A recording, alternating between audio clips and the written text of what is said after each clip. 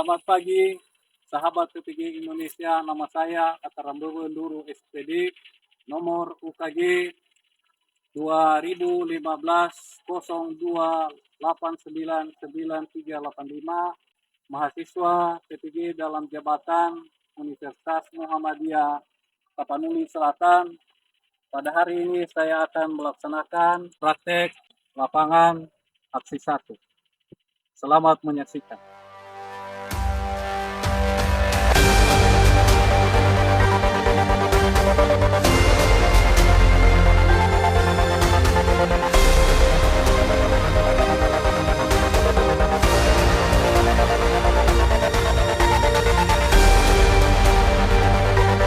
Selamat pagi anak-anak. Kita bersyukur Tuhan telah memberikan waktu kepada kita untuk terus melaksanakan pembelajaran pada hari ini. Karena itu, mari kita mempersiapkan diri. Apakah anak-anak kami sudah siap? Siap. Baik, terima kasih. Sekarang sebelum kita mulai pelajaran kita, bisakah ada yang siap memimpin kita dalam doa? Bisa, Pak. Allah Bapa kami yang berkata dalam kerajaan surga, terima kasih Tuhan, terima kasih Bapa atas segala penyertaan kepada kami semua. Dalam nama Yesus kami berdoa dan mengucap syukur. Amin. Amin. Baik, silakan duduk.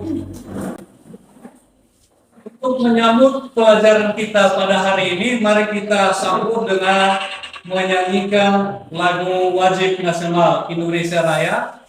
Ada anak kami yang siap memimpin kita? Siapa? Siap, silakan. Indonesia tanah airku, tanah tumpah darahku. Di sanalah aku berdiri, jadi pandu ibuku. Indonesia kebangsaanku, bangsa dan tanah airku. Marilah kita berseru, Indonesia bersatu. Hiduplah tanahku, hiduplah negeriku, bangsa rakyatku semuanya. Bangunlah jiwanya, bangunlah badannya, Indonesia Raya. Indonesia Raya, merdeka, merdeka, hiduplah Indonesia Raya. Pada minggu yang lalu kita sudah belajar mengenai substansi hak dan kewajiban asasi manusia. Masih adakah anak-anak kami yang masih ingat substansi hak dan kewajiban asasi manusia? Ya, silakan Nak. Hubungan ketuhanan yang Maha Esa, di mana kewajiban untuk memeluk agama, melaksanakan ibadah serta menghormati perbedaan agama. Baik, itu bagus sekali. Tepuk tangan, aplaus buat anak Amerika. Itulah salah satu hubungan hak dan kewajiban asasi manusia yang terdapat di dalam Pancasila. Masih ada lagi? Masih, Pak, saya. Ya, silakan. Kemanusiaan yang adil dan beradab itu menetapkan hak setiap warga negara pada kedudukan yang sama dalam hukum, serta memiliki kewajiban dan hak-hak yang sama untuk mendapat jaminan dan perlindungan hukum. Bagus sekali. Aplaus buat. Itulah bahwa kita di depan hukum itu sama. Ya, hak dan kewajiban asasi kita itu yang hubungannya dengan Pancasila berarti semua kita sama di depan hukum. Benar gak? Benar, Pak. Ya. Ada lagi? Ya, silakan. Yang ketiga itu Pak, Persatuan Indonesia. Ya. Saya Persatuan Indonesia itu mengamanatkan adanya unsur pemersatu di antara warga negara dengan semangat gotong royong, saling membantu, saling menghormati, rela berkorban, dan menempatkan kepentingan bangsa dan negara serta di atas kepentingan pribadi atau golongan, Pak. Bagus sekali. Tepuk tangan buat Anton. Ya.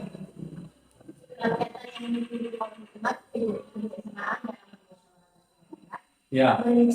Mencerminkan dalam kehidupan pendidikan pemerintahan bernegara dalam kehidupan demokratis. Ya. Berarti sila keempat itu mencerminkan kehidupan bernegara dalam kehidupan yang demokratis. Bagus sekali. Aplaus buat ya, aplaus buat Cindy. Kemudian pada sila kelima, Saya Pak, ya silakan Nak. keadilan sosial bagi seluruh rakyat Indonesia mengakui hak milik perorangan dan melindungi pemanfaatannya oleh negara serta memberi kesempatan sebesar-besarnya pada masyarakat. Bagus sekali. Tepuk tangan. Nah, karena sudah tahu hubungannya hak dan kewajiban asasi manusia dengan Pancasila, maka pada hari ini kita akan melanjutkan pelajaran kita yang ada kaitannya dengan hak dan kewajiban asasi manusia, yaitu kasus pelanggaran HAM. Pernah dengar pelanggaran hak asasi manusia? Pernah, ya. Kalau pernah, apa saja yang pernah dilakukan mengenai pelanggaran itu? Ya. Iya, korupsi. Ada lagi? Ya. Penganiayaan. Ada lagi? Ya. Pembunuhan. Nah, itu semua adalah pelanggaran hak asasi manusia. Maka karena itu kita sebagai manusia ciptaan Tuhan, ya, kita harus memiliki motivasi dan sikap yang menghargai sesama kita manusia. Benar nggak? Benar, Pak. Baik, pada hari ini kita akan belajar mengenai pelanggaran hak asasi manusia. Ada beberapa tujuan pembelajaran kita yang sudah tertera di atas mengenai pelanggaran hak asasi manusia. Ya.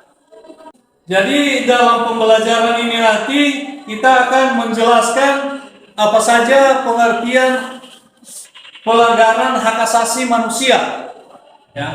Kemudian melalui pembelajaran diskusi nanti tanya jawab, anak-anak kami bisa menjelaskan hak asasi manusia itu dengan baik. Kemudian peserta bisa memberikan tanggapannya masing-masing dan nanti akan mengambil kesimpulan. Baik, untuk melanjutkan pelajaran kita pada hari ini, kita akan perlu menyaksikan dan melihat video tentang hak asasi manusia. Gratifikasi dan pelanggaran HAM.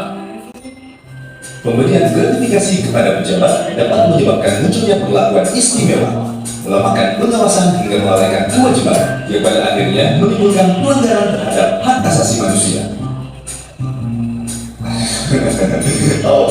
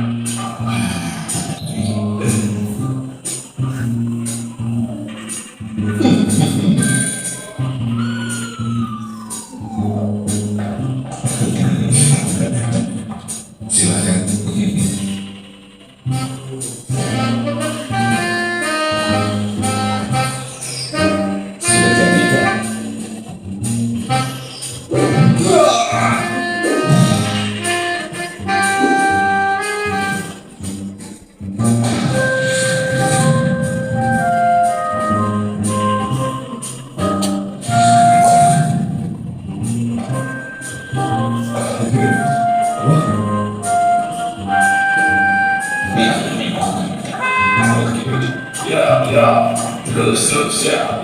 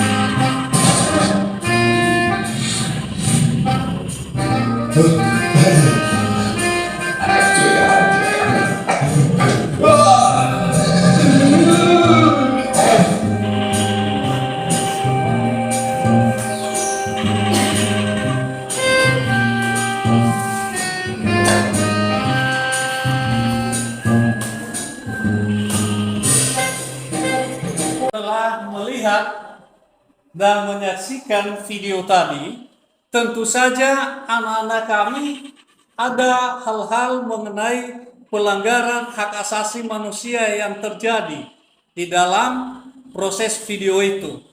Anak-anak kami bisa tahu apa saja pelanggaran hak asasi manusia? Ada? Ada penganiayaan. Ada lagi? Ya. Oh, termasuk pencemaran lingkungan. Itu pelanggaran hak asasi juga. Pencemaran lingkungan. Iya, bagus sekali. Rika, aplaus buat Rika. Ada lagi? Ada lagi? Iya, apa? Penggunaan bahan kimia berbahaya. Termasuk pencemaran lingkungan. Aplaus buat. Ya. Ada lagi? Ada Pak. Apa? Penyogokan, suap. Iya, termasuk suap itu adalah pelanggaran hak asasi. Suap berarti arahnya ke korupsi. Nah, untuk masuk pada materi kita pada hari ini, tentu saja kita nanti akan berdiskusi. Karena itu kami berikan kesempatan kepada anak-anak kami untuk membentuk kelompoknya. Berapa orang kita? 21? Ada yang tidak hadir hari ini? Ada. Siapa? Oh, ada 2 orang ya. Tapi tidak berpengaruh kan? Anda sudah tidak hadir kan?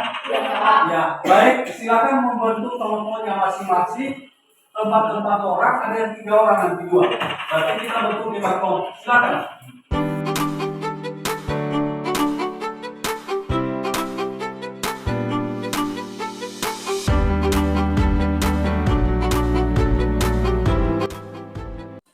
Sebelum kita memasuki kelompok diskusi, kita berdiskusi di dalam kelompok. Saya akan membagikan lembaran LKPD, lembar kerja peserta didik kepada anak-anak kami.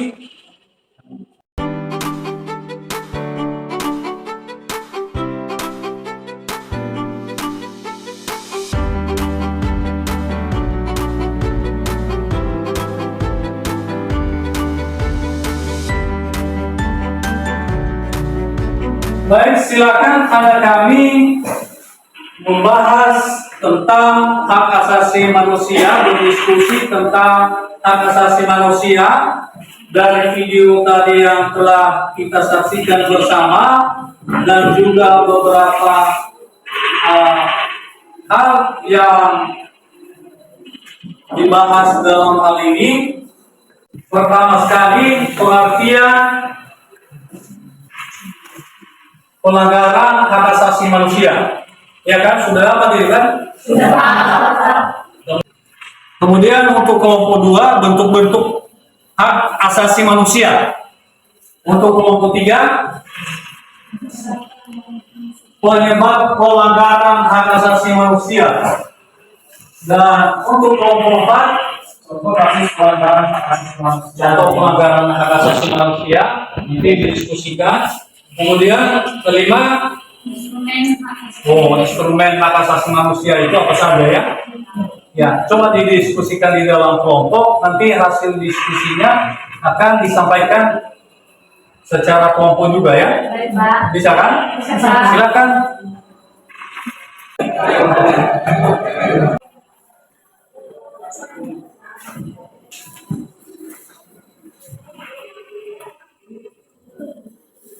Bagaimana? Sudah didiskusikan mengenai masing-masing kelompok tadi? Sudah. Silakan kelompok 1 membacakan. Langsung. Depan. Nah, kelompok 1. Setelah kami berdiskusi dan melihat dari beberapa sumber yang ada, maka kami ketahui hak asasi manusia menurut Visit Inggris adalah hak yang dibawa sejak lahir, secara kodrat melekat pada setiap manusia dan tidak dapat diganggu-gugat. Pelanggaran hak asasi manusia adalah setiap perbuatan seseorang atau kelompok orang termasuk aparat negara, baik disengaja maupun tidak disengaja, atau kelalaian membatasi dan mencabut hak asasi manusia seorang atau kelompok orang yang dijamin oleh undang-undang ini dan tidak mendapatkan atau dikhawatirkan dan tidak akan memperoleh penyelesaian hukum yang adil dan benar. Jadi, kami dapat menyimpulkan bahwa hak asasi manusia merupakan perbuatan yang disengaja atau kelalaian untuk membatasi atau mencabut hak seorang atau kelompok tertentu, baik dalam kehidupan berbangsa maupun kehidupan bermasyarakat. Baik, setelah mendengarkan penjelasan dari kelompok 1 mengenai pengertian pelanggaran hak asasi manusia, ada nggak anak-anak kami yang masih mau bertanya? Iya, silakan. Dari kelompok 5, Ya, silakan kelompok 1 ke depan untuk menjawab apa? Bagaimana cara mengatasi pelanggaran hak asasi manusia itu? saya akan menjawab pertanyaan dari kelompok 5. Bagaimana cara mengatasi pelanggaran hak asasi manusia? Jawaban kami yang pertama itu meningkatkan kualitas pelayanan publik dan pengawasan dari masyarakat, dan terakhir kerjasama antar kelompok. Apakah teman-teman dari kelompok 5 paham dengan penjelasan kami? Paham. Ya. Atau ada ya? Sudah buka? Atau ada yang mau ditambahkan dari kelompok lain? Tidak ada. Di kelompok 2, Pak. Kelompok 2, silakan kelompok 2. Apa saja contoh-contoh pelanggaran HAM dalam kehidupan sehari-hari? Ada beberapa. Yang pertama, penyiksaan dan perlakuan penghinaan martabat. Dan yang kedua, penahanan sembarang atau penahanan tanpa pengadilan. Yang ketiga, pelecehan seksual dan kekerasan gender. Apakah teman dari kelompok 2 ini dengan penjelasan? Iya. Jelas sekali, bagus sekali. Tanggapannya, tepuk tangan buat kelompok. Ada lagi? Ada, Pak. Iya, silakan. Dari kelompok 2. Iya. Apa yang dimaksud dengan HAM menurut filsuf Inggris John Locke? Seperti yang telah dijelaskan oleh teman-teman di sini tadi, hak menurut filsuf Inggris John Locke adalah hak yang dibawa sejak lahir, secara kodrat melekat pada setiap manusia dan tidak dapat diganggu-gugat atau bersifat mutlak. Bagus sekali tanggapannya, tepuk tangan buat kelompok. Ada lagi? Ya, silakan. Ya, menjadi pertanyaan kami, apa saja contoh kasus pelanggaran HAM? Contoh kasus pelanggaran HAM adalah yang pertama, pelanggaran hak asasi perempuan, yang kedua, pelanggaran HAM sipil dan politik, dan yang ketiga, pengusiran paksa dan pelanggaran HAM. Aplaus buat kelompok 1. Boleh semua lebih cepat. Silakan. Ya, silakan kelompok 2 menampilkan hasil diskusinya. Baik, setelah kami berdiskusi tentang bentuk hak asasi manusia, menurut hasil diskusi kami, pelanggaran HAM dapat dibedakan menjadi dua, yaitu pelanggaran HAM biasa adalah kasus pelanggaran HAM yang ringan dan tidak sampai mengancam keselamatan jiwa orang. Pelanggaran HAM berat adalah pelanggaran yang mengancam nyawa manusia seperti pembunuhan dan penganiayaan, perampokan, perbudakan, atau penyedaran. Berarti sudah jelas ada dua yang disampaikan oleh kelompok 2 tadi. Dalam hasil diskusinya mungkin dari anak-anak kami ada yang mau ditanya. Silakan, Pak. Ya. Pertanyaan dari kami dari kelompok 4. Ya. Dari berbagai contoh pelanggaran HAM ringan dan pelanggaran HAM berat, coba dijelaskan kembali, sebenarnya belum jelas saja. Yang dimaksud dengan HAM ringan yaitu bentuk pelanggaran HAM yang tidak mengancam keselamatan jiwa, namun HAM secara individu tidak besar berbahaya bagi individu. Sedangkan HAM berat yaitu berupa pembunuhan sewenang-wenangnya atau di luar putusan pengadilan, penyiksaan, penghilangan orang, perbudakan, dan lain-lain. Contoh pelanggaran HAM biasa yaitu pencemaran lingkungan secara sengaja dan penggunaan bahan berbahaya pada makanan yang disengaja. Bagus, aplaus buat jawaban. Kemudian ada lagi yang mau ditanyakan kepada kelompok 2? Ya, silakan. Jelaskan pelanggaran HAM berat serta contohnya. Ya. Yang dimaksud dengan pelanggaran HAM berat secara contohnya yaitu pembunuhan, penganiayaan, perampokan, perbudakan, dan penyiksaan. Jelas ya, aplaus buat kelompok. Apa yang dimaksud dengan pelanggaran biasa?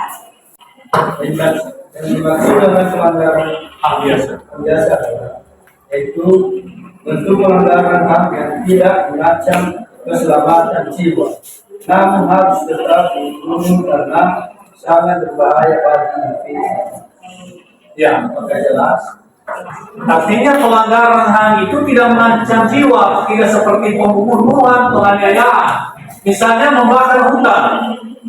Jadi itu ya pelanggaran HAM biasa. Tapi tidak langsung mematikan orang, tidak. Tapi dalam proses panjang yang akan mengganggu kehidupan manusia.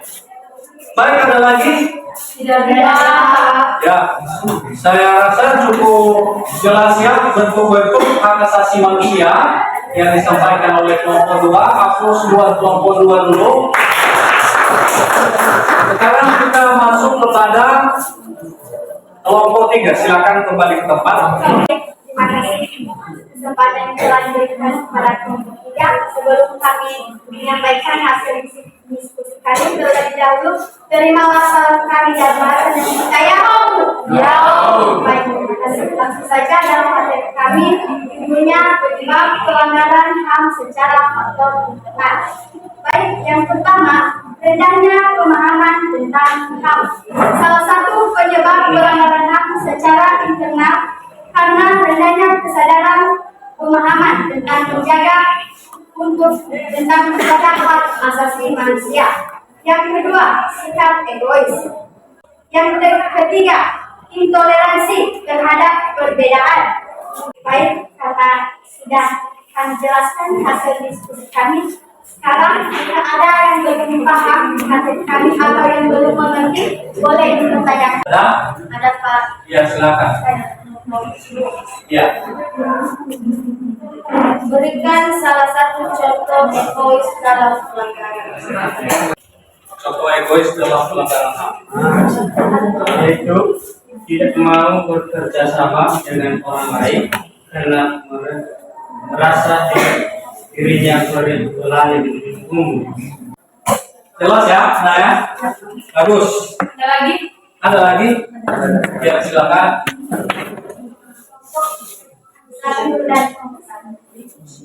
Ya, silakan dari kelompok 1. Mengapa faktor ekonomi sangat berpengaruh dalam pelanggaran HAM. Karena ketika seseorang mengalami masalah keuangan, maka akal sehat seseorang akan hilang. Mereka akan melakukan tindakan kejahatan yang merugikan orang lain.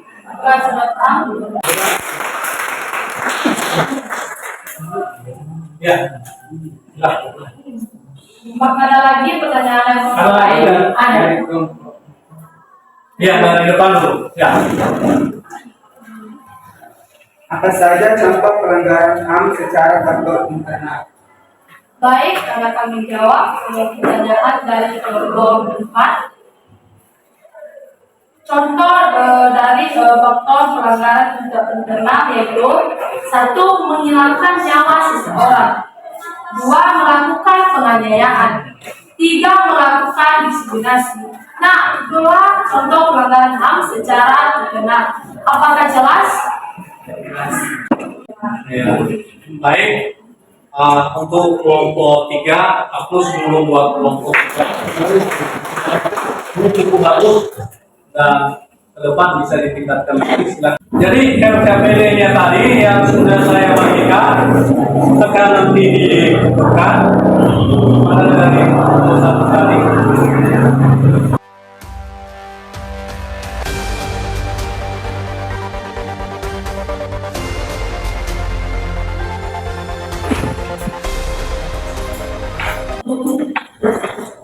Baik, terima kasih kepada anak-anak kami yang sudah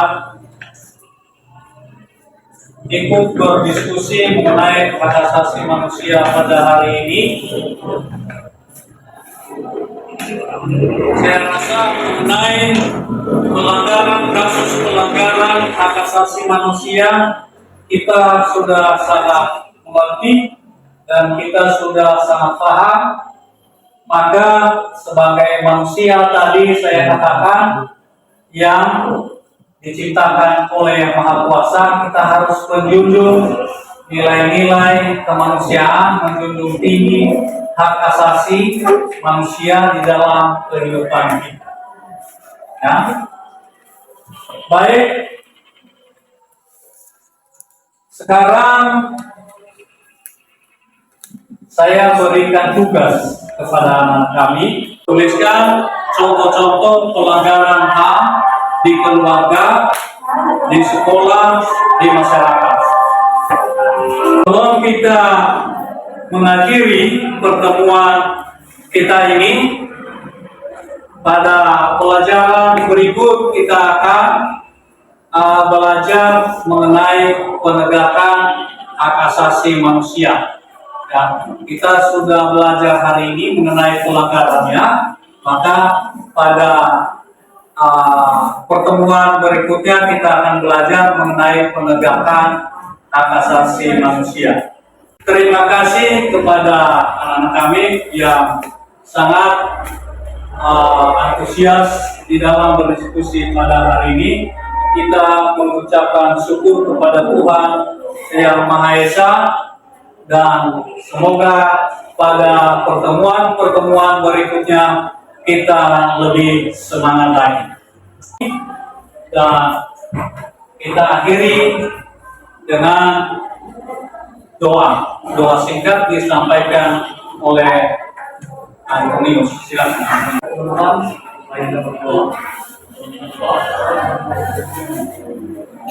Tuhan Yesus sampai bila doa penanganan kesembuhan dan selesai terus tolong kami. Amin. Amin. Baik, silakan untuk beristirahat.